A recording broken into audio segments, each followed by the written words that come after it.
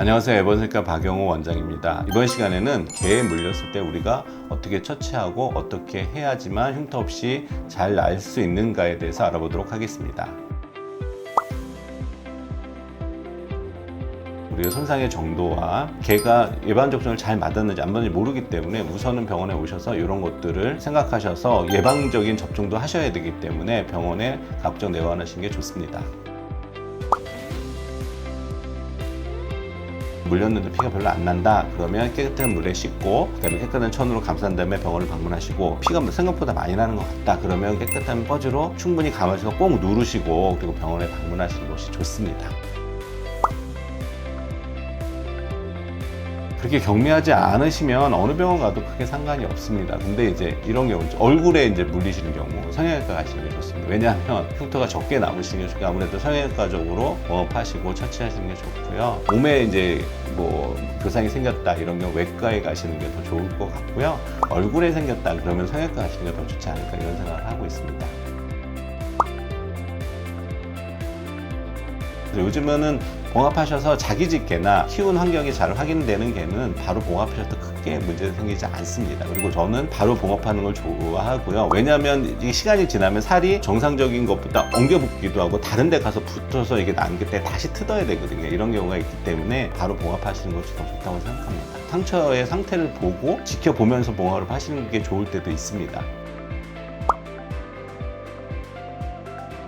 상처가 칼에 벤 거나 뭐 이런 것처럼 깨끗하지 않고 상처의 표면이 굉장히 불규칙하고 여기저기 떨어져 나오기도 하고 막 이렇기 때문에 봉합하는데 굉장히 경험이 많이 필요합니다. 그래서 많은 경험이 필요하신 병원에 가서 봉합을 하시면 2차적인 수술이 그렇게 많이 필요하지 않습니다. 근데 그 상태에서 봉합만 해놓으면 이게 흉이 많이 생기고 또 흉도 많이 생길 뿐더러 변형이 생기면 조직들 다 다시 도려내고 수술해야 하기 때문에 결손 부위가 많이 생깁니다. 그래서 항상 전문적인 선생님한테 가서 봉합하는 게 좋다고 생각하시는 게 좋습니다. 교상이라는 게 깊이가 틀리지 않았습니까? 송곳니가 이렇게 처음에는 뾰족하고 그 다음에 뒤에는 두껍게 되어 있잖아요. 그래서 이게 살에 물려서 뜯어져 나오는 상처가 있기 때문에 생각보다 우리가 구멍이 작아도 깊이는 3배 정도 깊기 때문에 거기를 드레싱 하는 것도 굉장히 중요해서 주사기를 깊이 해가지고 압력으로 그 안까지 깨끗하게 씻어줘야 되거든요. 침에 섞인 단백질이 들어가기 때문에 염증을 일으키기 때문에 항상 교상해 볼 때는 충분히 깨끗한 물로 씻어주는 게 좋습니다.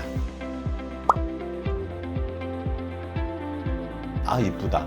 그리고 뽀뽀하려고 하다가 걔가 확 물어서 입술이 물려서 오시는 경우가 많은데 이게 물리기만 해서 이게 상처가 있는 것도 아니고 경우에 따라서는 입술이 떨어져서 나가서 오시는 경우도 있어요. 근데 아주 안 좋은 케이스는 뭐냐면 물고 삼키는 거죠. 걔를 어떻게 해서 그 위장에서 꺼냈는데 이미 그 산하고 삭혀서 이거 붙여도 잘 살지 않거든요. 근데 물려서 덜렁덜렁이라도 피부가 붙어 있으면 어쨌거나 그거를 가지고 우리 입술 모양을 우리가 만들어줄 수 있습니다. 입술이라는 게 되게 특이한 부위잖아요. 우리 몸 칭찬에서 되게 감각도 민감하고 붉은색의 입술을 우리가 홍순, 그러니까 붉은 입술, 그 다음에 그 위에 하얀 거를 백순, 하얀 입술 이렇게 해서 경계선이 있거든요. 그래서 입술을 물렸을 때 가장 중요한 이 홍순과 백순의 경계선을 지키면서 이 활 모양을 유지하는 게 되게 중요합니다. 이게 틀어지면 또 흉터가 되게 많이 보이게 되고 또 말할 때마다 이게 실룩거리면서 막 보이게 되거든요. 그래서 우리가 입술을 보면 여기 피부가 있고 입술이 있고 이렇게 안 뚫으면 점막이 이렇게 점막이 있고 이 중간에 우리가 말할 수 있는 근육들이 있습니다. 그래서 우리가 찢어지면 근육이 다 찢어졌는지 아니면 점막까지 들어갔는지 이걸 다 확인해서 점막은 점막대로 봉합하시고 근육은 근육대로 봉합하시고 피부는 피부대로 봉합하는 이렇게 여러 개 다층으로 이렇게 봉합을 하셔야 됩니다. 근데 상처가 꼼꼼하게 봉합이 되지 않고 듬성듬성 봉합이 됐거나 푹 떠서 한 층으로 꼬매면 흉터가 많이 생기고 또 염증도 되게 많이 생깁니다. 그렇기 때문에 적어도 3개층 이상으로 봉합을 하셔야지 죽은 공간이라고 하고 사강이라고 하는 공간이 없기 때문에 이런 걸 없이 봉합을 하는 게 되게 중요합니다.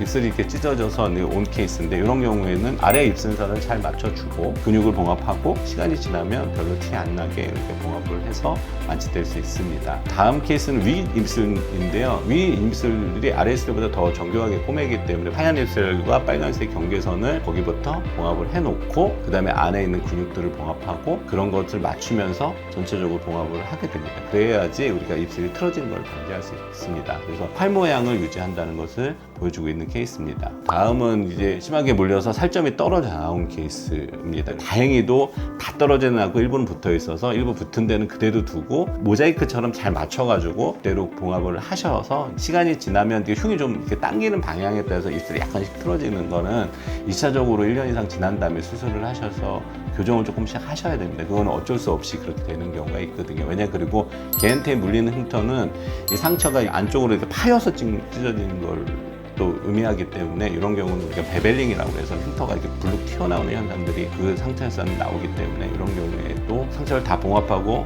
1년 동안 지켜보면서 필요한 거를 조치를 흉터 교정도 조금 하고 이런 것들이 필요하기도 합니다. 우리가 간혹 입술이 떨어져서 나오는데 완전히 떨어졌고 표피만 떨어져 나오는 경우가 있거든요. 그래서 이제 응급실 가서 그것만 대충 꾸매면 입술이 완전히 변형돼서 오는 경우가 있어요. 표피 쪽에서만 떨어져 나와서 그게 혹시나 주변에 있다면 그건 꼭 병원에 가져오셔야 되고요. 만약에 입술 위가 떨어졌거나 뭐 밑에 떨어져 있으면 그 비위도 우리가 사실은 너무 심한 경우에는 이식을 하셔야 되거든요. 그렇기 때문에 걔한테 물렸을 때 뭐 살점이 떨어져 나왔다. 그거 버리지 마시고 꼭 젖은 꺼증에 싸가지고 얼음에 패여서 병원에 꼭 가지고 오시는 게 되게 중요하고요. 그래야지 모양을 다 잡아줄 수 있거든요.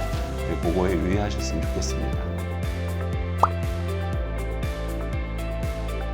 상처를 되게 관찰을 해야 됩니다. 교상은 이렇게 침들이 아까 들어갔다고 했기 때문에 혹시나 우리가 잘 씻어줬어도 염증이 생길 수 있기 때문에 염증을 잘 관찰하시고, 그다음에 항생제는 필수적으로 써야 되는 겁니다. 그래서 항생제는 꼭 주사도 맞으시고 알약으로도 드시는 게 좋고요. 그다음에 다 나은 다음에도 적어도 3개월 동안은 과격한 운동이라든가 사우나라든가 이런 건 다 피하시는 게 좋습니다.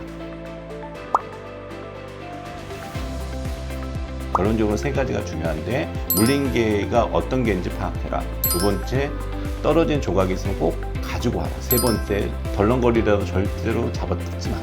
이게 굉장히 중요한 것 같습니다. 이번 시간에는 개한테 물렸을 때 상태에 대해서 알아봤는데요. 교상은 사실은 경험이 되게 많이 필요하고요. 교상이 발생했을 때는 처음에 얼마나 응급처치를 잘하고 얼마나 잘 봉합을 했는지에 따라서 수술 결과가 되게 차이 나기 때문에 너무 당황하지 마시고 전문적인 선생님들한테 가서 봉합을 하시는 걸 권해드립니다. 이상 애벌성형외과 박영호 원장이었습니다.